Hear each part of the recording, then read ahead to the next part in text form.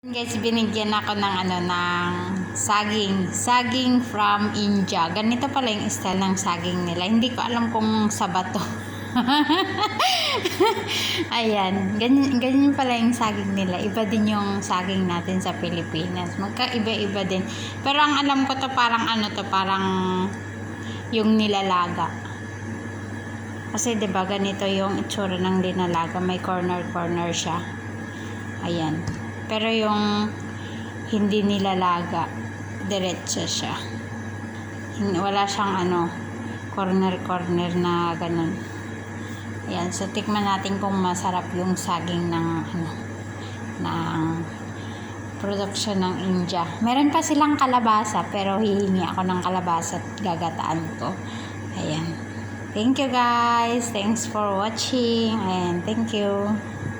Ay na yung itsura ng saging. Oo nga, parang sila, parang saba nila.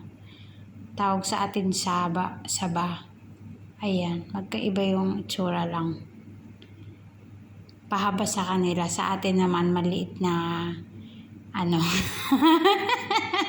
maliit naman siya na mataba. Ito naman malaki na pahaba, 'di ba?